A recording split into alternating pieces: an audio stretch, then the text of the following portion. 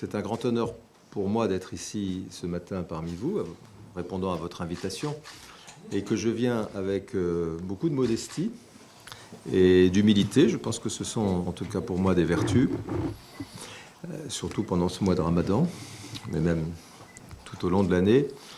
Humilité et modestie parce que c'est un lieu extrêmement prestigieux, vous l'avez rappelé, depuis 1957.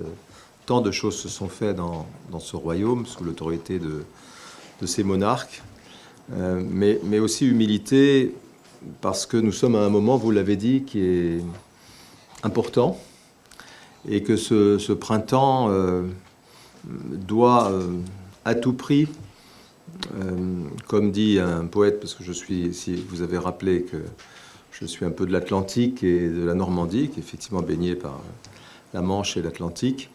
Il y a un grand poète normand qui dit « Il faut souhaiter que les fruits passent les promesses des fleurs ». C'est-à-dire que les fruits soient à la mesure des promesses des fleurs. Parce que le printemps, c'est une période merveilleuse où il y a beaucoup d'espérance, mais aussi une période fragile.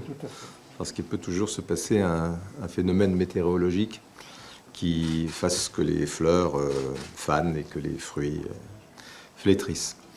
C'est pour ça qu'il faut être modeste, mais ça n'interdit pas d'être résolu, et c'est ce que je suis, pas simplement moi, le gouvernement français, bien entendu, et le président de la République qui m'a mandaté ici. Le risque d'une relation telle que la nôtre, ancienne, riche, c'est que le focal ou le focus conduise peut-être parfois à la rétrécir. Et nous sommes en fait face à deux risques. D'abord, ce qu'on pourrait appeler la tyrannie de la subjectivité. C'est ramener notre relation, cette relation à un huis clos, finalement, à quelque chose qui se limiterait à nous deux. Et puis l'autre risque, alors qui est peut-être plus pour les démocraties occidentales soumises à tous les aléas de ce type d'institution, c'est la tyrannie du micro tendu, qui consiste, d'ailleurs il y en a beaucoup qui sont là, qui consiste à devoir parler tout le temps de tout et sans finalement avoir un fil très conducteur de ce qu'on raconte ou de ce qu'on élabore. Aujourd'hui, on est dans un monde qui a beaucoup changé. Dans les années 60, 70, je ne dis pas que c'était toujours simple pour tout le monde, qu'il s'agisse du Maroc ou qu'il s'agisse de nous, mais le monde était un peu en blanc et noir. Le Maroc avait fait des choix très clairs sur son arrimage au camp occidental, pas forcément le cas d'autres pays, y compris voisins. Mais aujourd'hui, on voit que tout a été redistribué et qu'on est dans un monde chaotique, complexe, et qui impose d'être pris en compte pour redéfinir notre relation en prenant du champ par rapport justement à cette tyrannie de la subjectivité ou cette tyrannie du micro tendu, prendre du champ, lever la tête et regarder tout ce qui se passe autour de nous. Je pense à cet égard que la crise, parce faut bien la qualifier comme telle, que nous avons pu traverser ces derniers mois, a finalement été l'opportunité, en appuyant en quelque sorte sur pause, de ne plus se contenter du quotidien, qui d'ailleurs était encore une fois riche et à certains égards satisfaisant, mais de devoir juste relever la tête, prendre du champ, regarder ce qui se passe autour de nous et comment ensemble on peut faire des choses utiles dans l'avenir. L'état du monde n'a sans doute, en tout cas dans la génération passée, jamais été aussi difficile à déchiffrer. Nous sommes, nous, évidemment, un acteur fondateur important de l'Union européenne. C'est parce qu'on pense les étudiants qui ont 19, 20 ans, 21 ans aujourd'hui au Maroc ou même en France, mais c'est une réussite extraordinaire si l'on prend en compte les fondations qui sont les siennes. Elle a été quand même fondée sur 3 guerres entre la France et l'Allemagne en l'espace de 70 ans, 1,5 million de morts français pendant la Première Guerre mondiale, et dont pas mal d'ailleurs de soldats venus de ce qu'on appelait notre empire colonial. Destruction quasi intégrale de l'économie du pays pendant la Deuxième Guerre mondiale. C'est sur ces fondations qu'on a construit l'Union européenne, puis de fil en fil, on en a fait un marché unique, intégré, où les étudiants passent d'une université à l'autre, où les voyageurs partagent la même monnaie, en tout cas dans la plupart des pays. Bon, c'est une grande réussite, mais elle arrive aujourd'hui à un moment où, confronté à une adversité à l'Est, l'essentiel de ses forces, en tout cas de ses attentions, de ses moyens financiers sont tournés vers l'Est, vers la Russie, et où l'élargissement à vitesse probablement accélérée d'un certain nombre de pays, dans les Balkans, probablement de l'Ukraine, pour des raisons qui sont plus géopolitiques que liées à une stratégie d'intégration, comme on a pu le faire avec le passé, répond à une urgence, mais est probablement pensée sans réellement en mesurer toutes les conséquences pratiques. En tout cas, il sera encore plus difficile de définir des politiques communes et d'aller plus loin dans l'intégration. Enfin, il faut savoir choisir, mais en tout cas, ce ne sera pas plus d'intégration. Et dans le même temps, on le verra malheureusement probablement dans quelques semaines, il y a des courants populistes, c'est-à-dire protectionnistes. Avec les élections européennes, ça sera sans doute un baromètre, un sondage grandeur nature, qui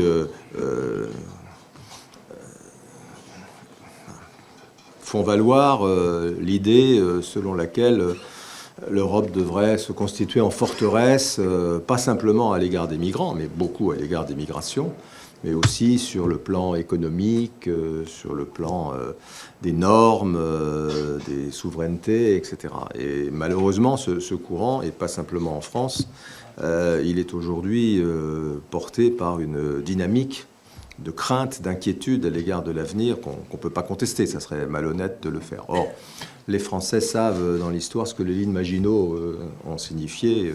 C'est-à-dire elles ont toujours été contournées, mais ça c'est la problématique européenne.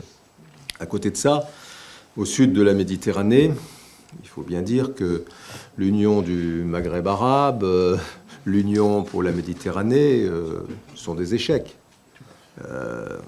On ne parlera pas plus longtemps de la relation avec votre voisin, mais on voit bien aujourd'hui la dynamique ou la spirale plutôt négative dans laquelle s'enfonce la Tunisie. J'espère qu'elle en sortira, mais en tout cas, ce n'est pas le constat qu'on peut faire aujourd'hui. Et puis, l'UPM, qui a été lancée par le président Sarkozy il y a une quinzaine d'années, n'a pas trouvé, en tout cas, une traduction politique suffisamment forte pour constituer un projet pour la jeunesse, et même pour nous qui le sommes un peu moins.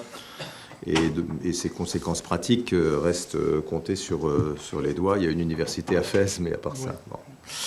Ça, c'est pour le Maghreb, l'Afrique du Nord. Et quand on regarde un peu plus au sud, et pas simplement parce que les Français, aujourd'hui, en ont été éloignés, on constate que les pays du Sahel nous font à tous courir le risque de devenir une zone de non-droit où proliféreront des trafics de toutes sortes, que ce soit des trafics de drogue, d'armes, ou, plus grave encore, l'installation de réseaux ou de cellules radicalisées qui puissent constituer, tôt ou tard, j'espère plus tard que tôt, un risque pour la sécurité de nos pays, qu'il s'agisse du vôtre et bien entendu de l'Europe. Je le disais l'autre jour dans une autre université, personne n'a oublié en France que les attentats de 2015 à Paris, où encore une fois on a mitraillé des jeunes gens qui prenaient des cafés à la terrasse du 11e arrondissement, avait été conçu dans la ville de Raqqa, c'est-à-dire voilà. Donc ça paraissait très loin de la France, mais en réalité c'était très près parce que ces gens-là ont été capables de commanditer ces attaques. Voilà pour l'Afrique. Si on regarde les autres grands ensembles, on voit les États-Unis avec leur puissance qui reste considérable. Mais avec ou sans le retour du président Trump, la logique des États-Unis des prochaines décennies ne sera pas de s'intéresser ni à l'Europe ni à l'Afrique. La logique des États-Unis, elle va être de plus en plus tournée vers la rivalité entre ce pays et la Chine. Les Américains aiment bien avoir là aussi un monde avec les gentils et les méchants, et à juste titre d'ailleurs, pour des raisons objectives, ils voient la Chine comme un rival à peu près dans tous les domaines, ce qui n'est pas forcément le cas de l'Union soviétique. Et ils vont être polarisés sur cet affrontement, qui j'espère restera un affrontement froid, mais c'est pas sûr. Et puis dans le même temps, on voit l'immigration massive issue des pays d'Amérique latine, qui, sans qu'on fasse aucun commentaire qualitatif là-dessus, transforme fondamentalement et durablement la sociologie américaine des États-Unis. On sait bien que dans une quinzaine d'années, on parlera davantage espagnol qu'anglais, et que par conséquent, les élites traditionnelles qui gardaient un lien avec la vieille Europe, qu'il s'agisse de l'Angleterre, de l'Irlande, de l'Italie, de l'Allemagne, vont de plus en plus être réduites en peau de chagrin, et que les leaders de demain auront à l'égard de l'Europe une affection qui sera beaucoup plus relative que celle des générations de leaders qui ont succédé à l'indépendance américaine, et surtout au XXe siècle, qui sont succédés. Et puis de l'autre côté, la Chine, autre grand ensemble, finalement, comme disent certains, sera probablement vieille avant d'être riche. Elle est affectée d'un syndrome démographique très, très fort. Et il est probable qu'elle rayonnera principalement dans son espace asiatique, où elle est d'ailleurs contestée par d'autres grandes puissances, qu'il s'agisse bien évidemment de l'Inde, mais aussi même dans l'espace, ce qu'on appelait autrefois indo-chinois, par des puissances émergentes, telles que le Vietnam, qui ont avec la Chine une vieille histoire de domination coloniale qu'elles ont subie et qui n'ont pas du tout envie de retomber sous ce joug-là. Et enfin, pour terminer sur ce panorama du monde, le Sud global, on entend beaucoup parler du Sud global comme étant finalement soit la résurrection du non-alignement de Bandung d'il y a 70 ans, soit une contestation structurée de l'Occident. Je ne dis pas que l'Occident n'a pas à faire à s'interroger lui-même sur son comportement dans un certain nombre de situations, mais le fait est qu'il est quand même très difficile de trouver, malgré tous les efforts de certains, des éléments qui unissent des pays, encore une fois, comme l'Inde et la Chine, comme la Russie et le Brésil. Et donc on a là une figure de style qui est développée à l'encan par des journalistes ou des chercheurs, mais dont la réalité doit encore être prouvée, à mon avis ne le sera pas. Ça n'interdit pas qu'encore une fois on s'interroge sur un certain nombre de choses, à commencer évidemment, et je terminerai par là, par la crise qui sévit dans des conditions dramatiques au Proche-Orient, en particulier entre Israël et la Palestine, mais au risque de choquer certains, dont il est quand même difficile d'estimer que sa responsabilité n'incombe qu'aux nations occidentales. S'il y a une responsabilité, elle existe à l'égard du peuple palestinien, elle existe. Mais il est quand même difficile que ça ne résulte que du soutien des Occidentaux à Israël. Il y a un certain nombre de nations arabes qui, par ailleurs, pour des raisons géographiques et historiques, partagent cette même région avec Israël, qui sans doute ont été un peu rapides à estimer qu'on pouvait contourner la question palestinienne à travers toute une série d'accords. Mais même si, in fine, il est probable qu'il faudra retrouver dans cette région du monde des moyens de coopération, des moyens de développement économique qui associent tout le monde. Enfin, la question aujourd'hui, elle est une question politique. Enfin, elle est une question humanitaire, d'abord, d'où le cessez-le-feu que nous réclamons, mais elle est aussi une question politique pour savoir comment on arrivera à la solution à deux États que nous, comme le Maroc, avons voté depuis des années et des années, depuis plus de 60 ans, et que nous continuons à soutenir. Bon. Alors, dans ce contexte-là, sans vouloir être trop long, qu'est-ce que nous pouvons faire ensemble? Il faut d'abord regarder, encore une fois, dans quel monde on vit. C'est pour ça que je disais que la tyrannie de la subjectivité doit être écartée. Nous avons un certain nombre de raisons de reconstruire quelque chose sans doute de beaucoup plus ambitieux que ce que nous avons fait par le passé, même si nous n'avons pas de raison de ne pas en être, à certains égards, satisfaits. La première chose qu'il faut, à mon avis, citer, et elle peut paraître triviale, mais c'est une réalité absolument incontournable, c'est l'atout humain, c'est la relation humaine. Nous avons dans notre pays peut-être aujourd'hui 6 millions, peut-être un peu plus de musulmans, parmi lesquels un tiers, probablement autour d'un tiers, viennent du Maroc, ont un lien avec le Maroc. Soit ils sont venus récemment, soit ils sont venus il y a 1 ou 2 générations. Nous avons encore une langue en partage.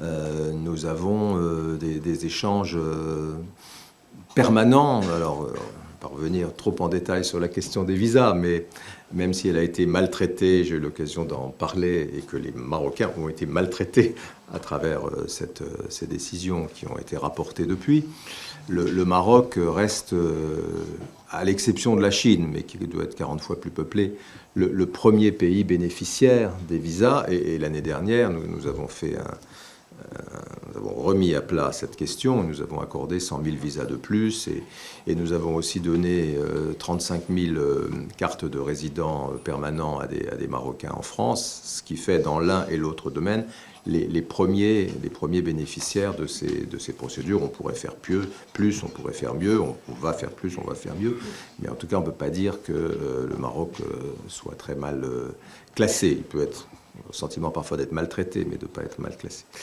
Et puis nous avons, sur les 15 millions de touristes qui viennent au Maroc, 5 millions de Français. Alors parmi eux, il y a sans doute des Franco-Marocains, mais ça aussi, ça répond à la réalité humaine. Nous avons 50 000 Français qui vivent ici. Nous avons, j'y reviendrai, nos entreprises qui sont partout et qui veulent faire encore davantage. Donc cette relation humaine, elle est fondamentale. Et on a bien vu qu'elle a résisté, elle n'a pas été affectée par la situation politique qui était décrite en tout cas par la presse comme une situation de relations suspendues. Je pense que c'est, in fine, c'est vraiment sur les relations humaines que l'on bâtit l'avenir, et qu'il est quand même très difficile de se dire qu'on va réaliser un partenariat exceptionnel avec une nation qui ne parle pas du tout la même langue que vous, avec laquelle vous n'avez que très peu d'échanges et qui se situe à 10 000 kilomètres de vous.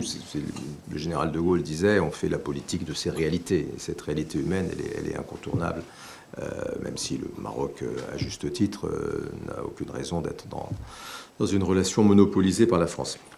La deuxième chose, en prenant toujours un peu plus de champ, c'est que j'ai vraiment la conviction, je ne suis pas le seul, que dans le monde que j'ai décrit tout à l'heure, si on veut reconstruire quelque chose, il faut considérer que nous avons une communauté de destin, et que dans la nouvelle mondialisation qui redéfinit probablement, ça mettra encore un certain temps, l'ordre du monde sur de grands ensembles régionaux, contrairement à ce que peuvent penser certains de mes compatriotes ou certains électeurs qui se manifesteront aux élections européennes, nous n'avons pas d'autre choix que de continuer à construire une communauté de destin entre l'Europe, je ne parle pas simplement de la France, et le Maghreb, mais au Maghreb, il n'y a qu'un seul pays qui répond au téléphone, si je puis dire, aujourd'hui.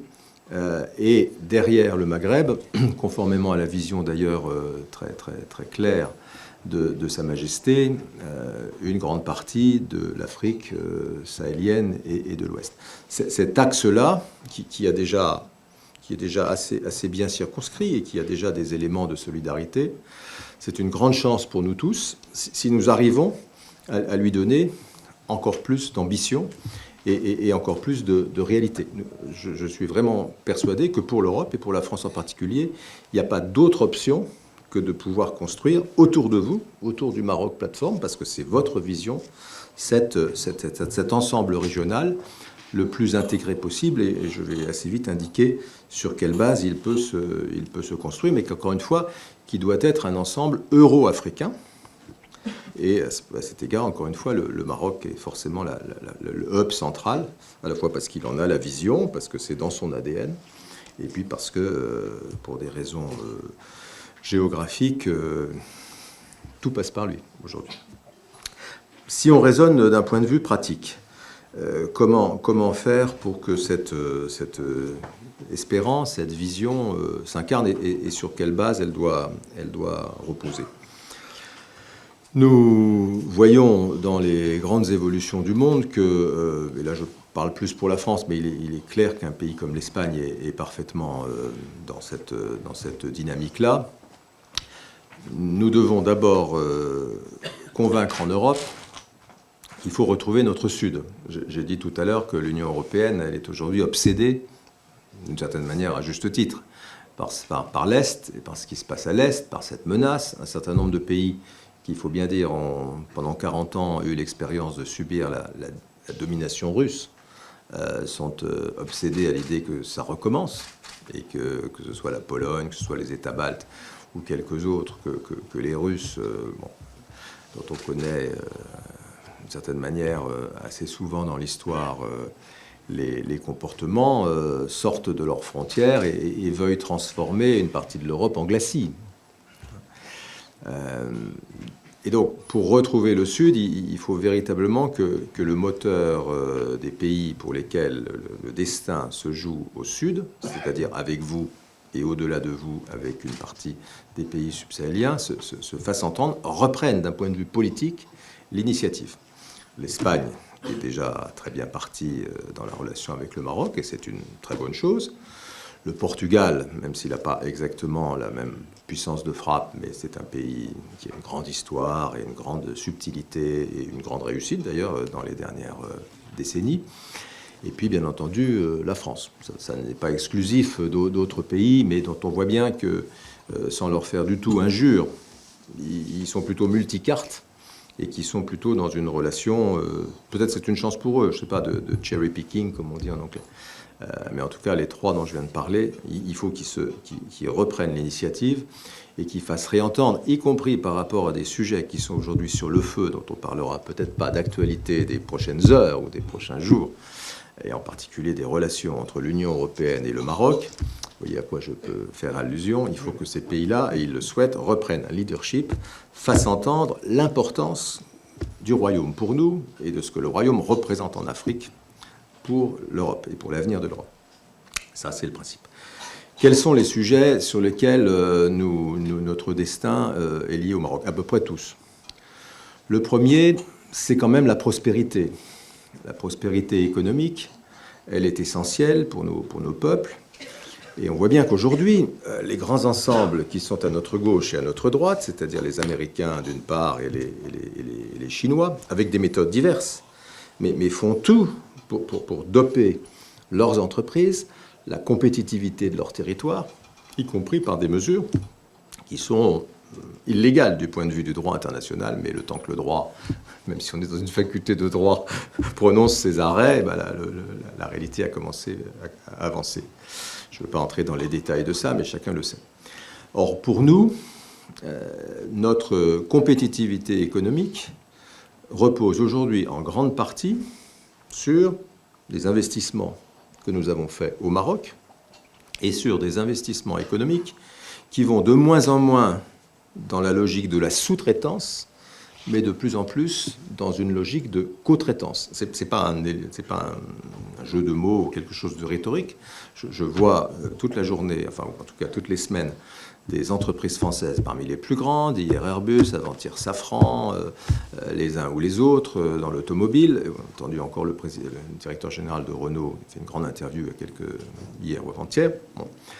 On voit bien que ce qu'offre le Maroc, par ses infrastructures, par sa stabilité, par la qualité des hommes et des femmes qui y vivent, je vais y venir par les ressources énergétiques qu'il peut mettre à disposition, par sa proximité géographique, C'est une équation gagnante. Et il n'y en a pas d'autre pour nous, aujourd'hui, que de développer cette base de production au Maroc, dans l'industrie, dans les services, dans l'agroalimentaire et dans d'autres domaines. C'est une orientation résolue. Aujourd'hui, la France, c'est 31% des investissements étrangers au Maroc. L'année dernière, soi-disant année noire, 44% des flux sont venus de France pour les investissements étrangers au Maroc. Et toutes ces entreprises veulent faire plus. Évidemment, le Maroc, parce qu'il est aujourd'hui, attire aussi d'autres partenaires, et tant mieux, parce que, comme on dit de manière triviale, le gâteau grossit.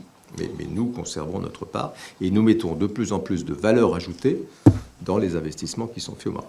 D'ailleurs, à telle enseigne que le Maroc a un excédent commercial avec la France, ce qui n'est d'ailleurs pas le cas avec l'Espagne, parce que nous produisons ici des voitures, des pièces d'avion et beaucoup d'autres choses qui après sont vendues en France. Et donc le Maroc est en excédent commercial vis-à-vis de la France, et c'est une très bonne nouvelle parce que ça montre bien que ce que je raconte n'est pas simplement une sornette.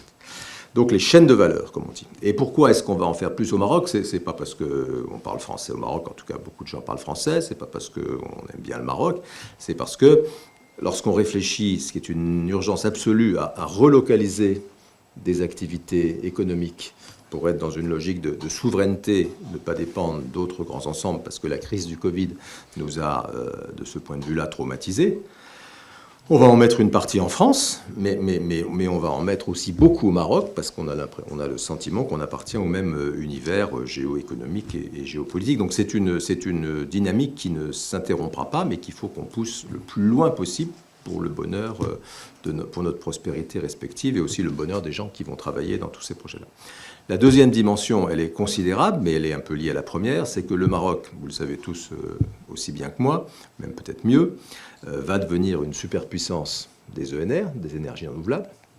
Il en a la vision, il en a les moyens, que ce soit le foncier, que ce soit le soleil, que ce soit le vent, les acteurs, des grands acteurs comme le CP, mais d'autres aussi.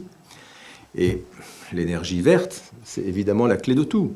C'est la clé des industries qui produiront ici au Maroc, qui produisent et qui produiront, pour pouvoir passer les standards qui seront ceux de l'Europe et qu'exigent nos citoyens, à juste titre, mais aussi pour nous. Je suis à ce moment très accaparé par la visite de M. Mestralet, qui est l'ancien président du groupe Engie, qui est un leader mondial de l'énergie, et qui a été envoyé par le président de la République pour discuter avec toutes vos autorités de la manière dont on va s'intégrer dans le plan énergie verte du Maroc, les gazoducs, les hydroducs, la génération d'énergie. Qu'est-ce qu'on attend précisément de la France? Comment on peut décider où on mettra, si je puis dire, nos moyens? Il rappelait à vos ministres, mais qui le savaient très bien, ou c'est eux qui le lui rappelaient, que en hydrogène, qui est essentiel, en hydrogène vert pour l'avenir de notre économie, mais aussi de nos usages, au mieux, l'Union européenne produira la moitié sur les 20 millions de tonnes dont on aura besoin à l'échéance 2035-2040. Au mieux, on produira la moitié. Et que donc, il faut qu'on arrive à trouver chez des pays proches qui ont une vision, qui ont une stratégie, les compléments pour réussir à notre transition énergétique. Et donc là, on a une solidarité absolue de destin, parce que si ça ne vient pas du Maroc, bon, il y a le Chili, il y a l'Australie, c'est quand même un peu loin, et le coût, la compétitivité de l'hydrogène, elle est en pas mal fonction des coûts de transport. Donc là, je ne vous fais pas un dessin, d'ailleurs vos ministres et vos dirigeants le savent très très bien, et c'est même eux qui me l'ont appris en premier. Mais on voit bien que la question de l'énergie, c'est plus simplement le pétrole qu'on met dans son réservoir. C'est évidemment essentiel pour garder de la compétitivité, pour assurer la transition énergétique. La France a baissé de 5% l'année dernière encore ses émissions de CO2, mais c'est encore trop peu, même si on représente qu'1% des émissions mondiales, mais c'est encore trop peu par rapport aux besoins d'essayer de sauver cette planète. La troisième dimension qui est un peu liée à l'économie et à l'énergie, c'est évidemment la question de la souveraineté et de la sécurité alimentaire.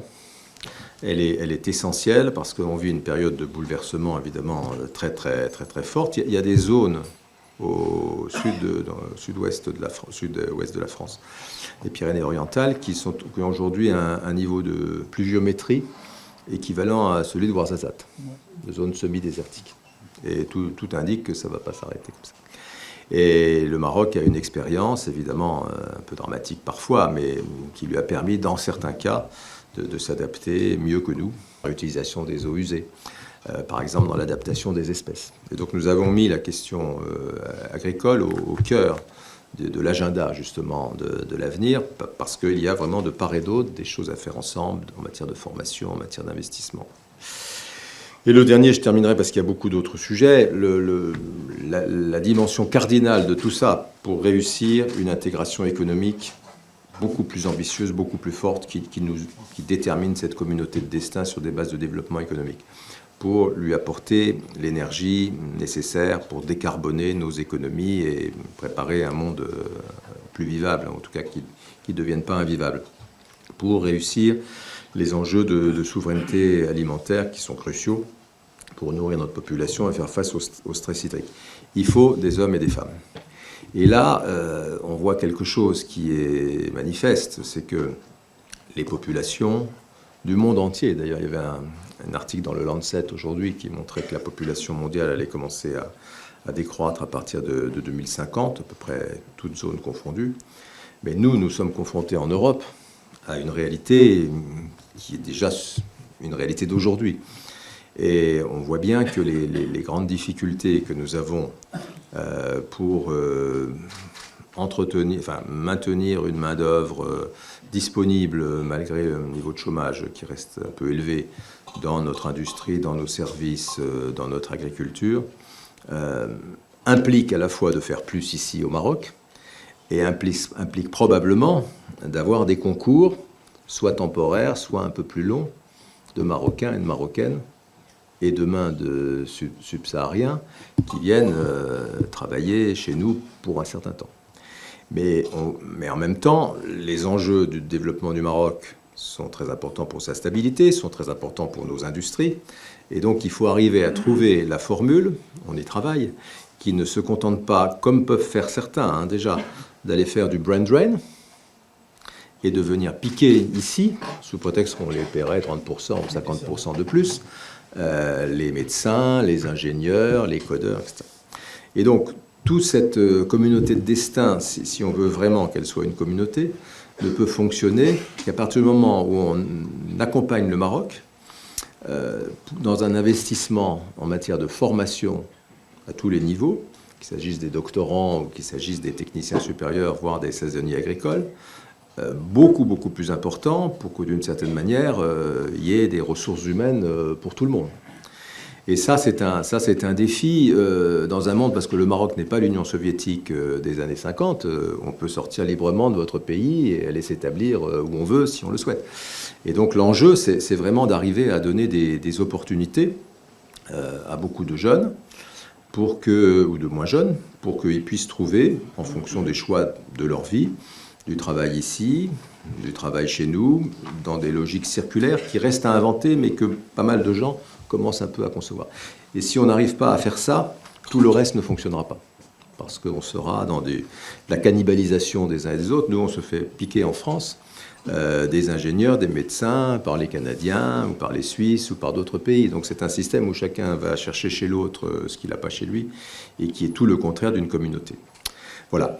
Alors pour finir, ce que je voudrais dire, c'est que deux choses. La première chose, c'est que dans cette vision-là, je me permets avec beaucoup d'humilité et de respect de m'inspirer là encore de ce que Sa Majesté le roi Mohamed VI a dit à propos dans le discours atlantique, par exemple. La communauté de destin, elle ne peut pas s'arrêter uniquement à l'Europe et au Maroc. Il faut, comme le dit très clairement votre souverain, qu'on intègre pleinement dans toutes ces dimensions de développement économique, de connexion énergétique, de capital humain, de souveraineté ou de sécurité alimentaire, les pays qui sont au sud du Maroc et pour lesquels le Maroc est à bien des égards un exemple, en tout cas une référence. Et donc tout ça ne marche que si on contribue à intégrer dans tous ces projets, comme vous le faites déjà, mais à une échelle encore plus importante, beaucoup de subsahariens pour que, à terme, on soit dans un espace où les hommes et les femmes, les biens, les capitaux, les projets, tout ça circule de la manière la plus libre possible. C'est ça qui est en réalité la vision à la fin, mais elle n'est pas pour la semaine prochaine. Mais si on ne la fait pas, rien ne marchera. Pour conclure, ce que je voulais dire, c'est que tout ça n'est pas, même si je suis dans une faculté, tout ça n'est pas une réflexion d'universitaire. Il y en a de très brillants ici, il y a beaucoup de think tanks et de gens qui réfléchissent à ça, qui pourraient le dire mieux que moi ou avec d'autres éléments complémentaires. Tout ça, c'est un programme pour l'action. C'est un programme dont nous discutons de manière très concrète avec vos autorités, dans un cadre qui reste un cadre discret, parce qu'il ne faut pas non plus jeter à la face du monde de grandes idées sans les avoir parfaitement analysées, autopsiées et être certain qu'on est capable d'avancer dans leur mise en œuvre.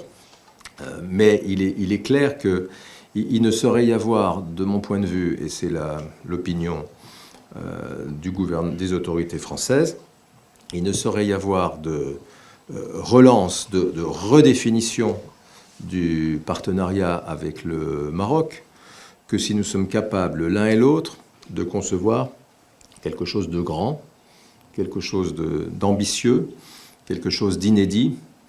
Il serait absurde de penser qu'on pourrait revenir à je ne sais quel âge d'or ou à je ne sais quelle époque où, certes, l'amitié était là, la complicité, mais selon des modalités qui ne correspondaient pas à ce qu'est aujourd'hui le Maroc, à ce qu'est aujourd'hui le monde et ce qu'est aujourd'hui aussi la France.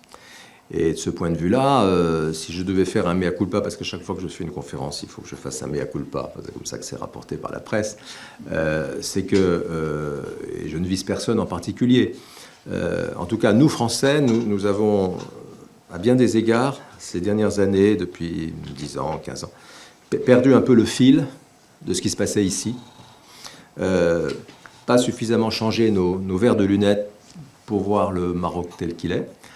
On a fait cet effort depuis, il était temps, depuis quelques mois. On l'a fait avec beaucoup d'honnêteté à tous les niveaux à Paris et ici. Et aujourd'hui, quand nous discutons d'abord sur une base d'égal à égal, en partant, encore une fois, non seulement des réalités, mais des visions qui sont celles du Maroc. Nous pensons que nous y trouvons non seulement beaucoup d'intelligence, mais aussi beaucoup d'intérêt. C'est comme ça qu'on fait de bonnes choses ensemble, avec un partenaire. Et donc, je suis relativement optimiste que les fameux fruits qui pousseront sur la base des fleurs seront appétissants, comestibles et nourrissants. قبل المغادرة لا تنسوا الاشتراك في قناة العمق المغربي وتفعيل الجرس ليصلكم كل جديد، ولا تنسوا مشاركة الفيديو والضغط على زر الإعجاب.